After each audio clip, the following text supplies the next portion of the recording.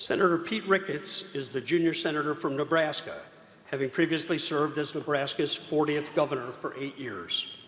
After business school, he worked for Union Pacific Railroad and an environmental consulting firm before joining the family business, which later became TD Ameritrade, where he ultimately became the chief operating officer. Senator Ricketts sits on the Committee on Environment and Public Works, where he is the ranking member on the Subcommittee on Clean Air, Climate, and Nuclear Safety. The Committee on Foreign Relations, where he is the ranking member on the Subcommittee on Europe and Regional Security Cooperation, and on the Special Committee on Aging. As governor, he signed into law legislation he supported to create an official Jewish American Heritage Month in Nebraska. We're delighted to have him with us today, celebrating National Jewish American Heritage Month on Capitol Hill. Please welcome Senator Pete Ricketts.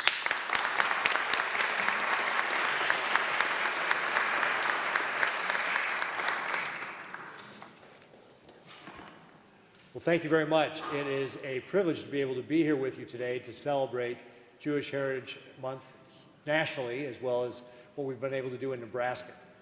And in Nebraska, Jewish Americans have been living, working, and worshiping since the mid-1840s and have made and continue to make tremendous contributions to our community. Henry Monsky actually provided $90 to Father Flanagan so he could start his Home for Boys, which became Boys Town, which has helped tens of thousands of kids over the last century and so to be able to be taken care of and integrated back into society.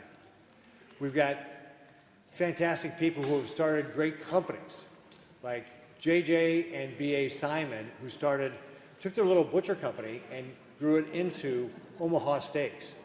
Well, Rose Blumpkin, who created Nebraska Furniture Mart, and created another wonderful family business that has created tremendously to our state's economy, but is also nationally known. Johnny Rosenblatt, who was our mayor from 1954 to 1961, promoted sports and advocated for building a baseball stadium.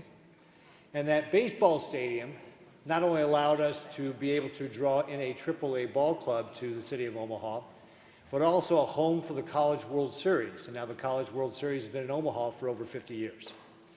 So we continue to see that contribution from our Jewish American citizens. Also in the field of philanthropy, B'nai B'rith, one of the first chapters was started in Omaha, creating lots of opportunities for service to members of our communities and giving back to the community. So we want to celebrate the work of our Jewish American citizens and what they do for our community. And Jewish American Heritage Month gives us the opportunity to be able to do that. And so it's a privilege to be able to be here today to do it nationally, because Jewish Americans have contributed so much to my home state of Nebraska. And today we are saluting two remarkable individuals whose dedication and service and advocacy has left an indelible mark not only on our nation, but also on the Jewish community and in the United States and beyond. First and foremost, we extend our heartfelt appreciation to Malcolm Hoenlein for his great work. He spent decades in leadership on countless issues related to world Jewry and leading others. In fact, I understand that you worked with President Reagan to start the first, it was Jewish Heritage Week. It wasn't a whole month, it was a week, and you got it with Ronald Reagan. That's fantastic. Mr. Hoenlein has traveled the world meeting with world leaders and Jewish communities, coupled with his extensive speaking engagements across the United States and abroad on international relations, Israel, and Middle East affairs, and the American Jewish community. Has established him as a true luminary in Jewish leadership. Malcolm's outstanding work for decades as Executive Vice Chairman of the Conference of Presidents of major American Jewish organizations, and as the founding Executive Director of the Greater New York Conference on Soviet Jewry, and has made Mr. Hoenlein's name synonymous with Jewish leadership.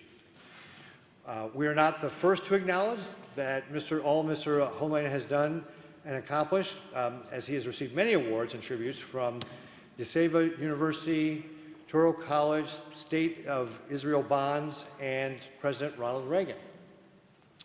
Malcolm was also designated as the recipient of the Trustee of Jerusalem Award in 2007 from the Mayor of Jerusalem. And of course, Malcolm's been a tremendous leader in the Jewish community for many, many years, and we really appreciate all that you've done for our country and for the world.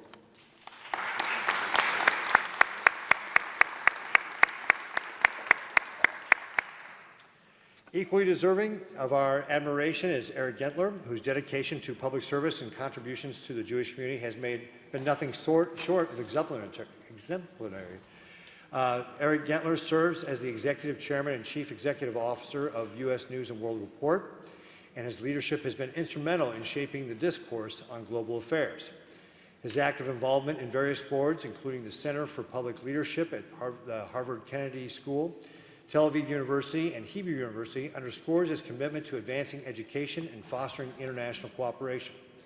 Additionally, his role as chairman of the American-Israel Friendship League exemplifies his unwavering dedication to solidifying relations between the U.S. and Israel. We are here today to celebrate both extraordinary men, not only for their accomplishments, but also to acknowledge their impact as leaders in their respective communities.